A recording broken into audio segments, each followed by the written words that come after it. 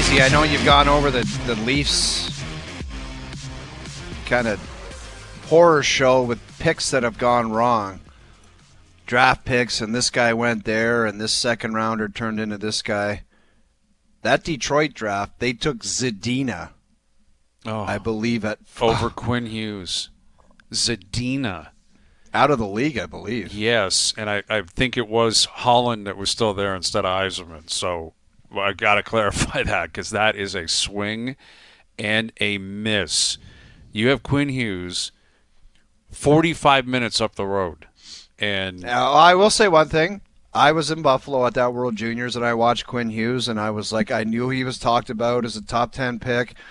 And I watched, and he was just a little scrawny thing out there, and I was like, oh. I get you. I get you. No, I know, but somebody got it right where they're like, that guy's – I don't know if anyone could have ever thought that he was going to turn into what he is today, because I sure as hell watched him, and I was like, I don't know how that frame's going to get around in the big leagues playing defense.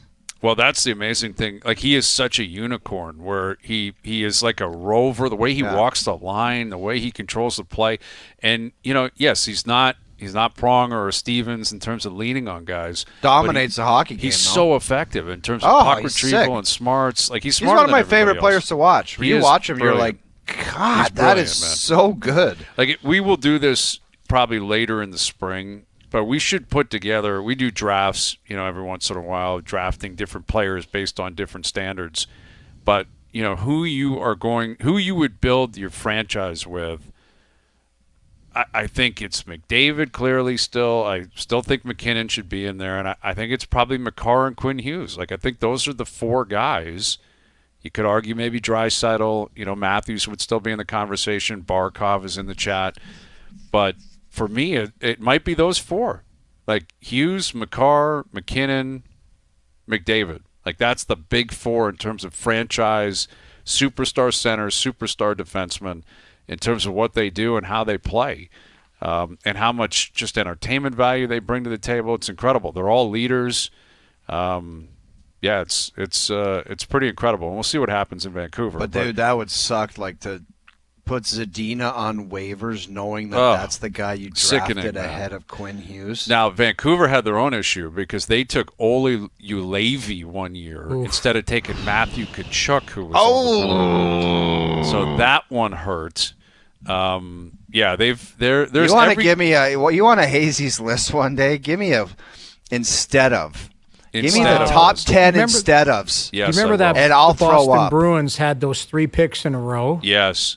And they were all, for Kyle lack of better Connor, words, Barzell. Yeah, we're talking Shabbat, Barzell, Kyle Connor after them. The next 3 picks, I believe, in succession. I believe. Oh, my God. That Yes. is Hazy's list. That was a sickening process. We were there. Remember, it was, I think, Don Sweeney. We're like, I can't believe he's going up again. I thought he's actually going back up there. It's 3 in a row, and they all, for lack of better words, respectfully ended up being duds. Well, no, the one was Jake DeBrusk. Oh, DeBrusk. You're right. Jake DeBrusk is a great player. The only guy that made it. The other two never made it. Like, they never played. Yeah. All right, something to chew on is brought to you by Boston Pizza. All right, let me get this read because we got to make sure we're right. We're into the playoffs here, right? This playoff season, Boston Pizza is planning the parade and has a new All-Star Playoffs menu for you to enjoy. For pizza, pints, and puck drops, visit your local Boston Pizza today. All right, we've been asking online, what element of the Leafs Game 1 win was the most important last night? Anthony Stolarz in his play, the power play success, the core force performance, or the overall defensive play. Power play success in the lead at about 42%. Core 4 at around 28, 29%. Stolarz at 25%. I would say Stolarz, personally, because we talked about this almost every day for 6 months. Who's going to play in net? If it's Stolarz, he's never played a playoff game before. I thought the way he reacted, the Batherson goal was a weird goal. He had it, he fumbled it, it's in, and it was somewhat deflating because it's 2-0. You want to get to the end of the first. Yeah, everyone went, uh-oh. Exactly. And then he settles in the second period and was unbelievable. Yeah. And, like, that's my answer. Like, I think power play is important. They're all important, but for me, the goalie is so important. It's his first playoff start. He's at home. Place is going nuts. Your team's giving you a lead. and he held the fort down. I think that performance last night was bigger than anything else. I would agree, just on the timing of the saves. He didn't have to steal the game, but he didn't. I think the timing, and even Craig Berube talked about it. He said those saves, kept the momentum it away from the Senators. It didn't open a door for them to feel, okay, now we're back into the game. Now we're doing this and that. I think the power play would almost be close to his equal, but I would agree. I'm a little slightly ahead with Stolarz just based on the great unknown. He'd never started in the playoffs. We didn't know what he was capable. We know what he was capable of, but he just hadn't seen it. He hadn't gone through the process. But I think a power play could probably be right there as well. It's big, but power plays can come and go. Right. And you generally don't lose, just because of the power play. You lose if your goalie That's true. Can't make stops. Well, ask Ottawa. Exactly. And I think that there was a lot of noise. There was a lot of different details of the game. That's the beauty of the playoffs, and it's going to continue for every single game, every single night. But really, I thought the Leafs had 5 or 6 grade A chances. They scored on basically every one. And Ottawa had 5 or 6 grade A chances, and they didn't. They scored on 2 of them. And 6-2 Leafs, game 1, see you later. Here's Chris Johnston, our TSN hockey insider. CJ, you were in the building last night. From a Leaf perspective, what do you think was the most kind of important ingredient that went into that victory that would lead to maybe some confidence going into game 2? Well, I can't imagine anyone on the team not having some confidence after that game. I mean, basically, every aspect they did what you would expect them to do. They were more composed. They got the special teams edge. You're mentioning with Stolarz outperforming Ullmark on the night. All the big guys got some points, which I think is always helpful because, as we know, when things go, they'll get a little skittish in the playoffs. Usually there's a lot of focus on that. And so I think if they can, be feeling it offensively and having some of those numbers in their columns, it'll just help things moving forward. So that's probably of this core 4 era, whatever we want to call this, one of the more, I guess, comfortable games if you're watching it. I just think everything looked as it should. It's not to say it was a perfect game. Obviously, there were a few breakdowns there and some great chances that Stolarz had to be big for, but that was pretty complete from the Leafs end of things, and there weren't really any areas of concern that I could see. No, I'm with you on that. And the core 4, I would add Rielly into that core 5. Morgan Rielly's been here longer than anyone, and they all get on the board outside of Matthews. And Matthews has 2 assists himself. So the best goal scorer of the bunch actually didn't score. But they've put up numbers, early in series in the past. They put up big numbers at different times against Boston, against Tampa. But with those players in particular, we've spent so much airtime on those players for 9 years. What have you noticed being around them before the game, after the game, witnessing last night, that would lead you to believe some lessons have been learned or the scar tissue actually could be beneficial this time? Well, the biggest takeaway I have, and I felt this, in the last week or two before yesterday's game, not related to just last night, is everything just feels a little bit more relaxed around the Leafs. I don't know why that is. I don't know if it's, the way, it is with Craig Berube as a head coach maybe compared to Sheldon Keefe, or maybe it's just after all these years, there's a little bit of more of a relaxed attitude. But I just sense that they're having a little bit more fun, honestly. I think that they know, they know what the record is better than any of us can recite it. But I just sense that they're a looser group, and they're obviously performing at a pretty high level. They've been winning a lot of games over the last 2 months and have entered the playoffs, feeling pretty good about themselves. So, I think that's probably my biggest takeaway. It just doesn't seem like it's, crippling pressure, the shouldering of all this. I mean, at least right now, and it's still very early, and we know the playoffs are known for wild swings in all kinds of directions. Lots of things are going to happen. But to start this playoff run, the Leafs they're healthy, and they really just seem to be in a good place as a team, very, very confident, very poised. And as I said, I mean, they're playing a Senators team with nowhere near the experience level that they have, and I think it showed in that game 1. What do you make of Morgan Rielly's night? Because about halfway through, I was be concerned in one sense. if Tkachuk scores on that breakaway, we're looking at a little bit different night. But I was so happy for him when he scored, where you're like, okay, you didn't get a lot of offense from the D. They were last in production as far as this season from the D corps in the National Hockey League, and you got 2 goals from defense last night. So you look at Rielly's night, it was solid. He had the 1 turnover to Tkachuk. Stolarz bails him out, and then he ends up scoring, and you're going, man, like now Morgan Rielly, some confidence. Like it could have been a reverse of fortunes there. And if anything, you're talking about Morgan Rielly having a really good game, which I thought he was solid. Yeah, I mean, certainly that could have been a glaring error that made the night feel differently when we're talking about Morgan's performance, especially if Tkachuk scores and, who knows, maybe Ottawa takes control. I mean, there's the beauty of the playoffs and go in a lot of different ways. I mean, at the risk of being a prisoner of the past, I think what stands out too is look at the ice time allotments for the Blue Liners. I mean, there wasn't a lot of variance. I mean, at this point, it's pretty clear that the coaching staff is comfortable playing, all 3 pairs. And it feels like there's a little bit less on Rielly's shoulders, I'd say, than in the past. I mean, the power play is cooking. They've taken him off the top unit. Obviously, it's a 5-forward, alignment that they roll with now on their first power play.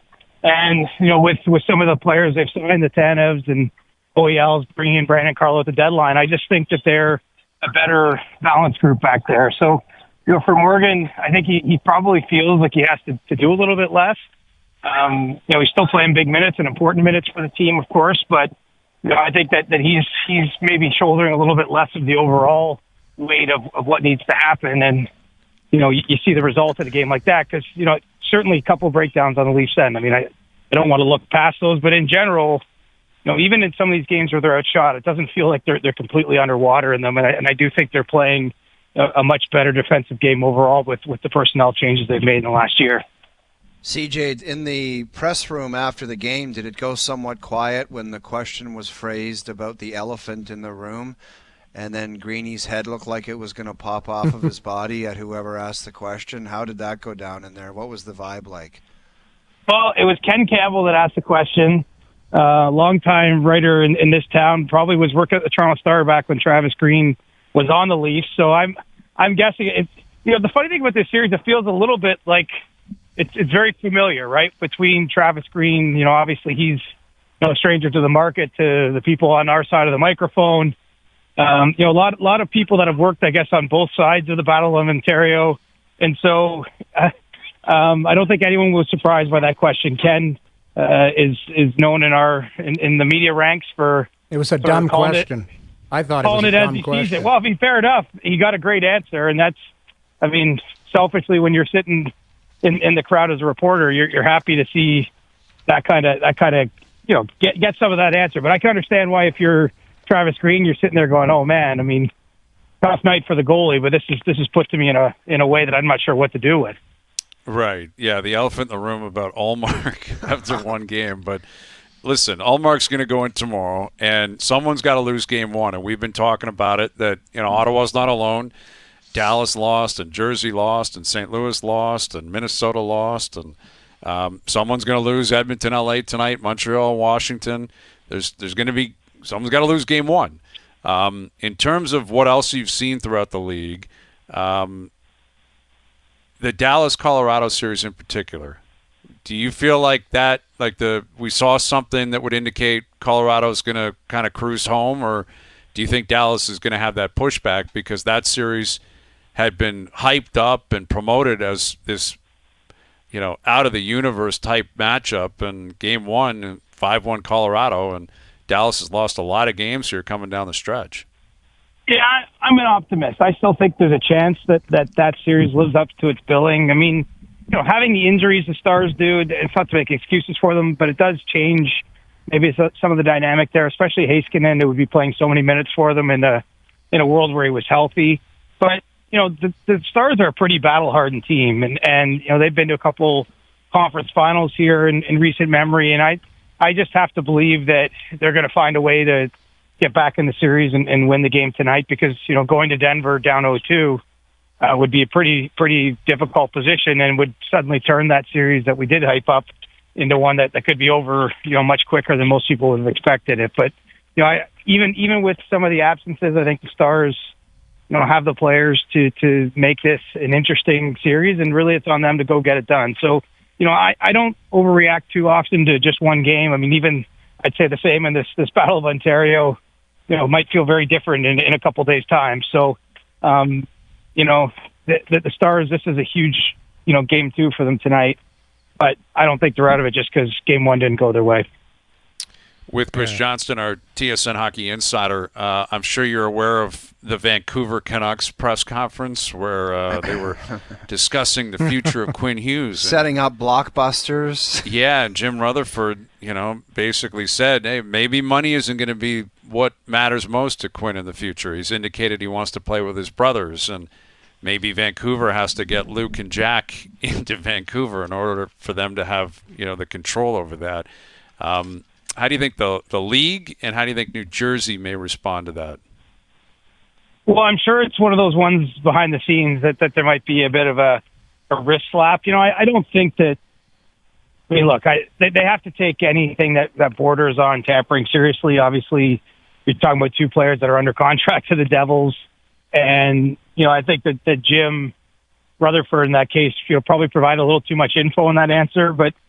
I think with where everyone's at contractually, it's maybe not as big a deal for the league, but it's going to be one. I'm sure at minimum there's a phone call being placed as a reminder of the rules, and this has been a bit of I would say a bit more of a focal point in the last year, not specific to the Canucks comments, but after July 1st last year, there was a memo that went around to teams reminding them about.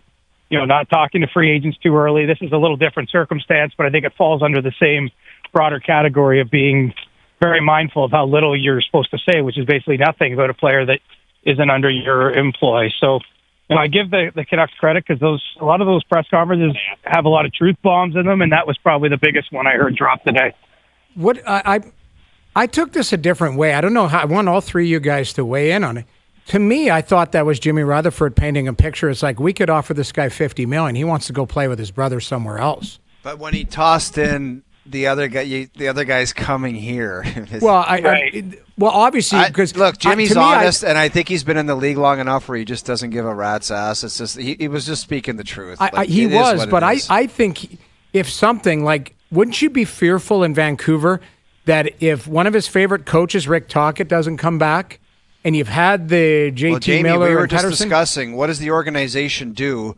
If this guy has demands, it's like build the team up to this and go get that guy and do this. Right. And then all of a sudden he jets in a year and a half. And all assets are blowing out the door, and you tried to make him happy and he leaves anyway. Well, you would have to have some kind of guarantee moving forward. 100%. And that's right. CJ, you can weigh in.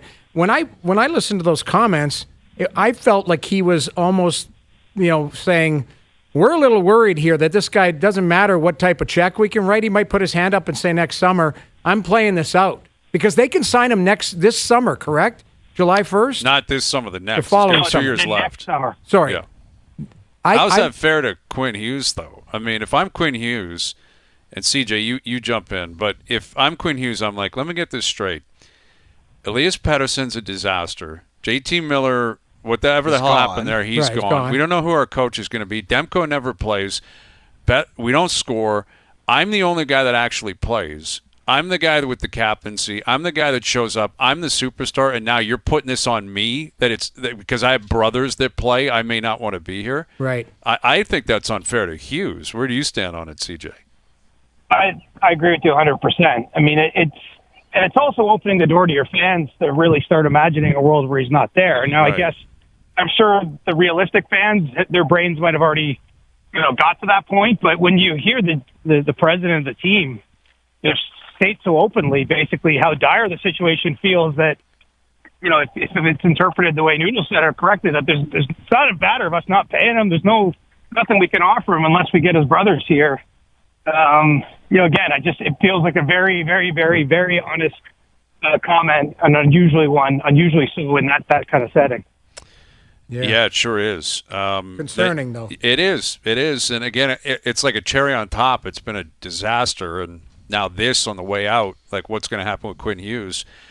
We also played the Dylan Larkin comments from earlier today, where the captain of the Red Wings was reciting the vibe in the room at the trade deadline. I didn't in like March. those comments. I didn't like them. And basically said, hey, it wasn't great for morale, and we struggled because Steve Yzerman didn't make any trades.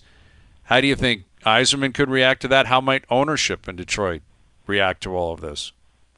Well, it seems like there's a fair bit of soul searching going on with the Red Wings. I don't know what the next direction is for them. I mean, certainly they're a team that I think wants to be very active in trying to get a star there, whether through free agency or maybe the trade market this offseason. But things aren't settled with the Red Wings, and probably rightfully so. I mean, they've spent a long time here outside the playoff window, and they were, I guess, vaguely in the mix this year, but didn't feel like they were ever going to have the juice to get there. And I suppose from where the player sits, and it's your captain, he felt that they needed a little bit of boost at the deadline. But I'm with you. I feel like a bit of airing the laundry in a way that might be more productive, in private meetings behind the scenes as they chart their way forward. And so, there's no way Steve Yzerman liked that being discussed publicly.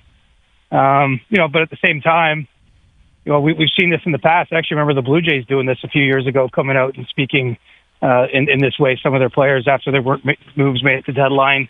And, I think it applies a certain amount of pressure. But the fact is that pressure was going to be there anyway, because the Red Wings need to be a playoff team next season, or I think that we're talking some real organizational changes then. Yeah, I could definitely see that. CJ, great seeing you. We'll catch you down there tomorrow night. Can't wait, guys. See you then. There he is, Chris Johnston, our TSN Hockey Insider. It's interesting with that. I was posed this question earlier. I'm curious how you guys would answer this. Who has more pressure going into the playoffs, the Edmonton Oilers or the Washington Capitals? The Edmonton Oilers, because they have the best player in the world. Okay. And you saw what happened when you peeled back the curtain last year, how much this means to him. Yeah, and they made some changes that I don't think they helped them very much, and I think they had a misjudgment of what was there. And I always say to you guys, the best assessment you have to make in the big leagues is with your own players, and I think they dropped the ball with what happened last year. And how much of a price is it going to be? You're going to find out tonight. Yeah, I would say Washington, but I agree with you. We just think McDavid. But Washington, I think there's a lot of pressure there because they didn't play well down the stretch. And I look at they got the Ovi thing, and now is that okay, take your foot off the gas because they really haven't Jamie, done I'll that. counter you with this.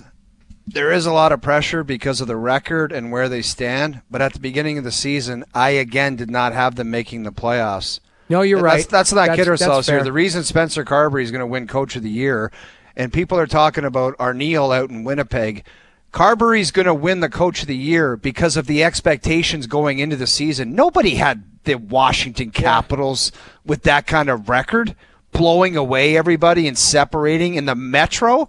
I know some teams had some setbacks, but the expectation wasn't that for Washington, and that's why Carberry's the Coach of the Year. The only thing that could save Edmonton is they could just go, hey, we're not healthy. That's it. You take a look at those guys, and that would be the only thing. But you know what? You're right. You make a great point. Edmonton had the expectations, and if they fall short, whether it's roster-based or injury-based, it's still pressure on them because of the expectations. Well, that's it. And that's why I found it a compelling conversation because they're both starting tonight. The Habs have no pressure, clearly. I think there's pressure on L.A. There should be pressure on L.A. You're a really good team. You make the playoffs every year. You never win anything.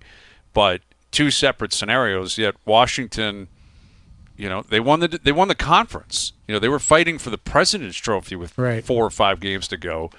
And yet, I think you raise a very important point that before the season, that was not the expectation. Where before the season, it was like Edmonton is going to do what Florida did.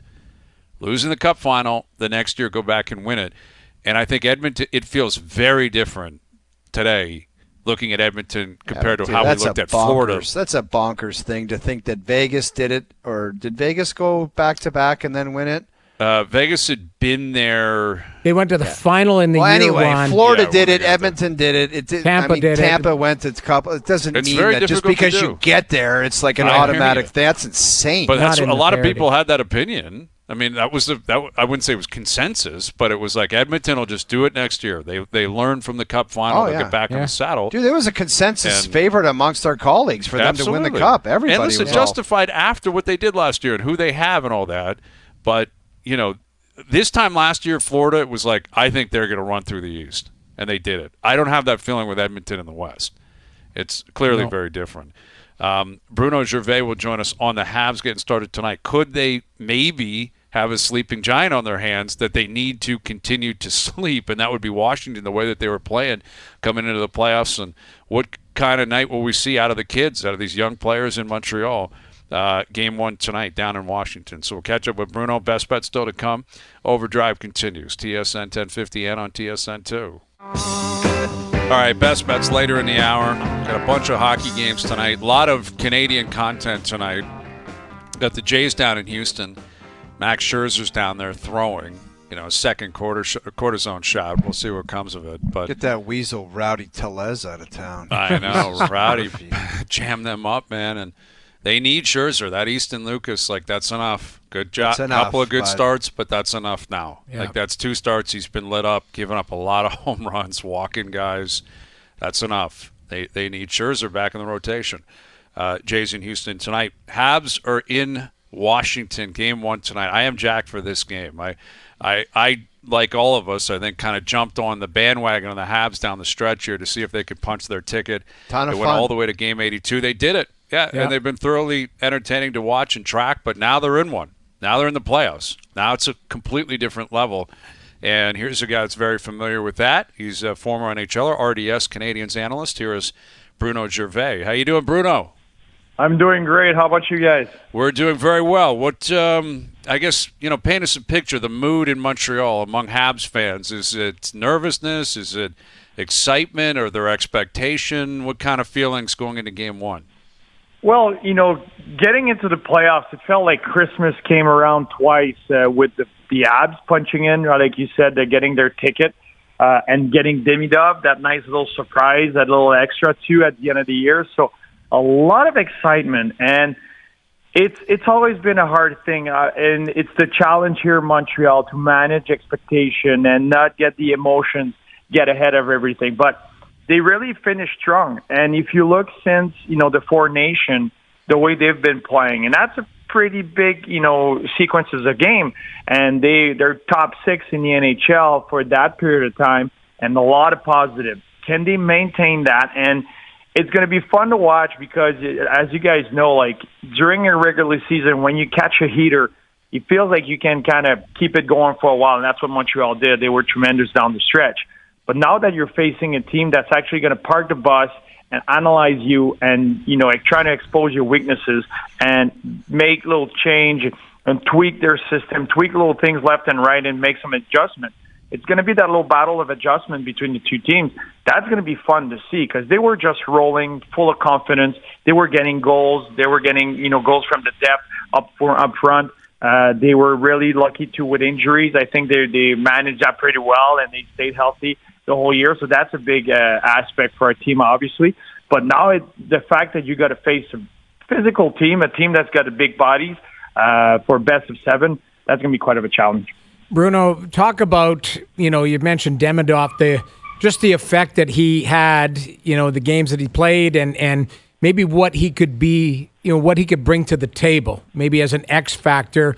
Because really the league doesn't know him. So you're doing pre-scouts if you're the Washington Capitals. You don't really know this kid and what he's capable of. Well, he really impressed me. And that's the big part because we've heard just great things and amazing things about him the whole year from the KHL and from everybody that was over there. And there was always a Demidov watch and highlights were coming this way. And you know how it is. If you scout a player based on highlights, you're in trouble. But so many positive from the KHL about the human being behind that, about the way he played 200 feet, about everything. But you want to see him in an NHL environment, an actual NHL game. It was amazing and electric when he did his rookie lap, I would say over 50% of the building was full. People were standing up, cheering. It was the loudest rookie lap I've seen in my life. And then the second he got on the ice, it was a standing ovation. People compared him to Guy Lafleur. Like, people were so ecstatic about him here. He didn't really disappoint. I mean, like, a goal and an assist within the first 4 or 5 shifts of his NHL career. So he's got tremendous skill. One aspect for me that really stood out is you're going to see him change direction and the way he explodes off of that, the way he creates space for himself, and he's always getting information of what's happening around him. So he'll spin on a guy, and then half a second later, the puck is already gone because he saw the play develop before. So that, for me, he kept doing it, and no one could kind of keep up with him in the corner from that. He's got a big body, he protects the puck, and he'll spin off guy and create something out of that. So the guys around him were getting a little more hop in their step because they know the puck's going to come there, and they know if they find a spot on the ice, they're available, they'll find them. Do you think that this Demidov kid might keep Slafkovsky on his toes? Because if he dips, maybe Nick Suzuki has a little chat with Marty St. Louis saying, maybe put the kid on our line, because that's what you have. We always talk about internal competition. I'm sure Slafkovsky's paying attention, saying, I can't kind of float off and disappear because this kid wants to play all the time and wants to play with the best players. And I think you're right, but you actually kind of need that. And great for the Canadiens to be in that point where you got two guys that want to play the right, and they can bring some offensive part of their game, but they're different players. And I know the second Demidov, like within 5 minutes of the first game he played, everyone was like, let's get him on the first power play. Let's get him on the first power play, because Montreal's power play has been kind of fading out right now, even with Laney on it. But they're going to be playing two different styles in that power play. Slafkovsky's really trying to get his game what's around the net. Like, he's going to look at a Brady Tkachuk, how he plays around the net, and that's what he wants to bring to his game. Demidov's going to be a different player. But to be on the first line or trying to create a spark, here's an extra card that Marty's got. And he hasn't been afraid to mix and match like during the game and tweak some things and get someone going. I don't think he had anybody that was really barking at that first spot and getting a chance on that first line that could have really made a spark until they got Demidov. And is he going to use it? Is he going to wait for it? How is he going to kind of manage that? Because the third and fourth line, the New Hook line and the Evans line, have stayed together for most part of the season, and I think that's kind of glued together. Especially with the Dvorak line. The Dvorak line, the third line, and Evans line. They've been together. They've been trying to get someone with New Hook and Laney and try to get a spark, try to get someone there. The young kid Joshua Roy came up for a while as well, and I think Demidov there got these two kind of going a little bit. But are you going to mix and match and see how things are going? Because it's such a short sample with the two games that he played. But once you need a goal, once you need to press things, it might be a Demidov that gets on the right there once in a while. Can you speak to Nick Suzuki, the job he did coming down the stretch? I think, we've always thought, like everyone says, he's a good player out there in Montreal. But I think everybody focused on the Habs coming down the stretch. He really established himself as like a superstar type of player in the league. Like the leadership, the clutch goals, all of it, situational play. He did it all for the Habs coming down the stretch. He was tremendous. And from the Four Nations, and with everything, all the noise that was going around, especially going into the Four Nations, Montreal was kind of out of it. And coming back after, there was a meeting between Suzuki and the organization. And the word was to keep the guys around a little bit, give them a chance. I mean, they've been selling for so many years. They got so many draft picks. Give them a chance. Keep that group together. You don't need to be adding and selling. Buying, but keep that group together. And he backed it up. He backed his words. And the way he played every aspect of the game, Marty's throwing him out there more and more for the PK. Every situation, he plays a little bit like Ovechkin. The 2 minutes on the power play. But the amount of, the workload that he's had, the quantity of ice time, but with the quality, and his compete level went another up a notch.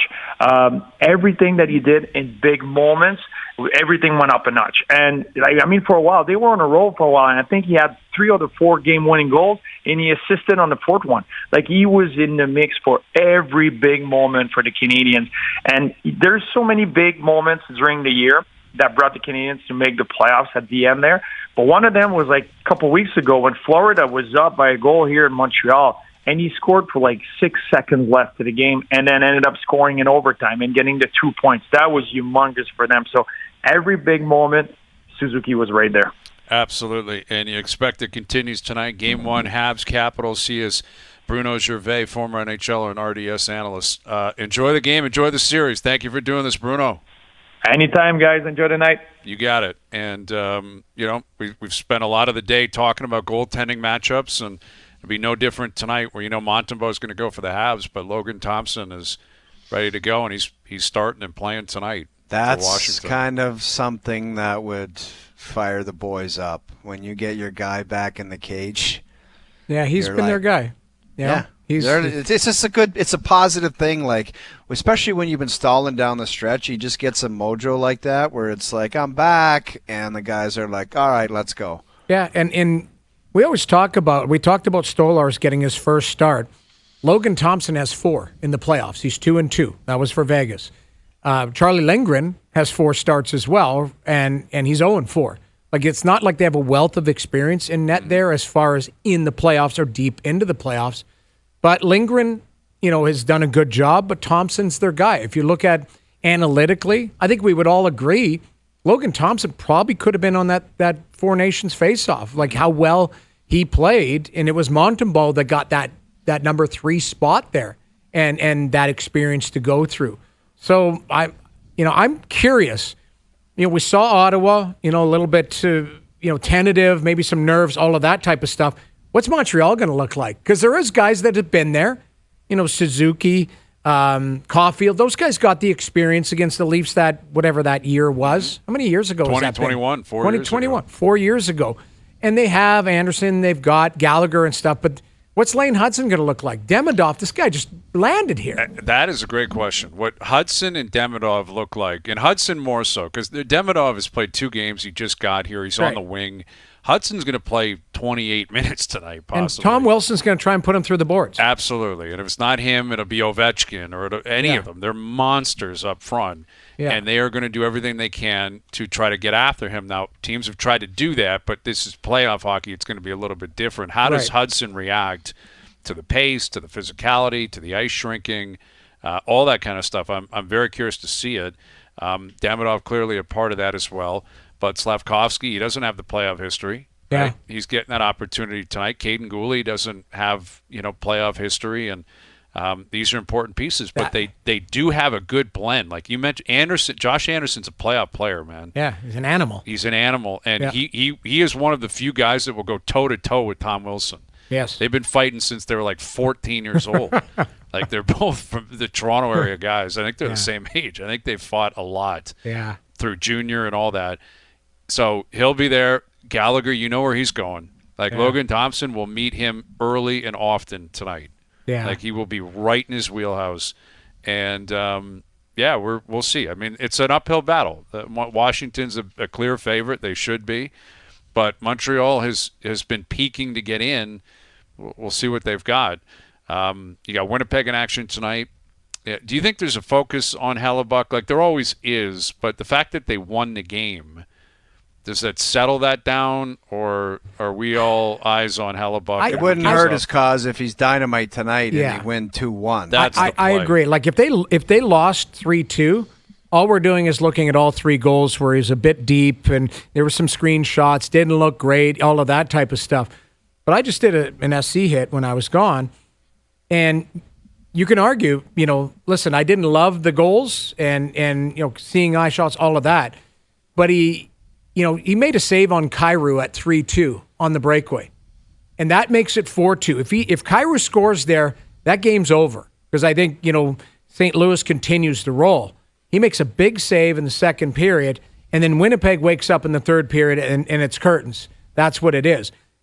I didn't think Hellebuck had his A, but if he comes back tonight with an A game, Nobody thinks about it because he won on a game where he didn't have his A stuff. Exactly. So that's I think really it's a big opportunity for him to do just that. You just had a heart-worthy season. Yeah. Where now you're up 1-0, you're at home, you're the President's Trophy winners, you've got it. Just lock it down tonight, and if he plays great and they win and you're up 2-0, that's going to be very difficult to quiets come back things from. down too, right? Big time, like because last year, the last couple of years, they've played fine in game one. They've won game ones. Yep. It's they haven't won a game after that. You know, I think they won against Colorado game one. They won against Vegas the year before game one, and we know what happened the rest of the way. They lost in 5. So there's going to be some anxiety about that. Like game 2, what does Winnipeg look like? And then you got Edmonton, LA tonight. Tomorrow we're teeing up game 2, the Battle of Ontario. It happens quick, man. Like it happens quick. Well, it's every second day. That's the one thing. Johnny, you were that part of that conversation last night. Johnny said something about statistically for Stolars. Oh, really? I had no idea he was interested in those type of things. Well, he said it to me. You might have been in and out of the conversation. But he said, if you look at Stolars' starts, it's rare that he play. I don't think, every second day throughout his. I don't know if he's got no choice now. But that's my point. Stats. That's my point. He wasn't on the ice today, which I think they give him the day off and then reset. So everything's kind of going to be new for him. You check one box because you got through game 1 and you were fantastic. You got to do it again 2 nights later, and then 2 nights later, and then 2 nights later. This is all new for him, but so far, gold star. Well, and I think that's why that was the big story for me last night. There were a lot of different things, but we spent all season talking about who's going to be the starter game 1. Are they going to have a tandem when they get to the playoffs? Right. The starter, Stolars, and the answer is no. Wall's not playing tomorrow night. And I would say Stolars played well enough last night that regardless of what happens tomorrow, he plays game 3. Yep. And that would mean, again, the idea that they're going to tandem or go back and forth, maybe it develops down the road. Hopefully not. But Craig Berube kind of showed his cards a couple weeks ago where he said, the way I've always done it is we have one guy, and that guy plays. Tandems in the playoffs, not really my thing. Kind of like fanny packs with suits. Yeah. Not everyone's thing. We'll come back with our best bets, powered by FanDuel. Tee up the games tonight.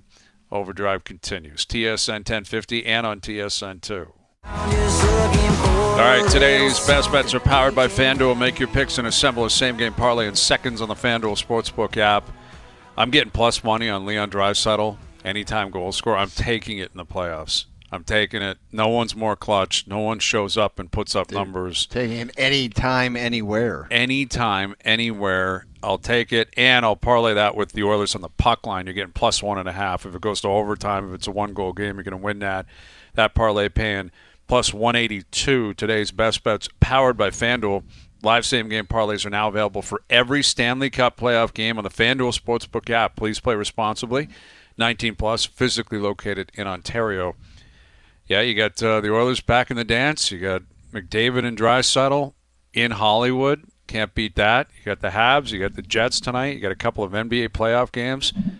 See the Grizzlies get beat by 51 That's points. Awful, man.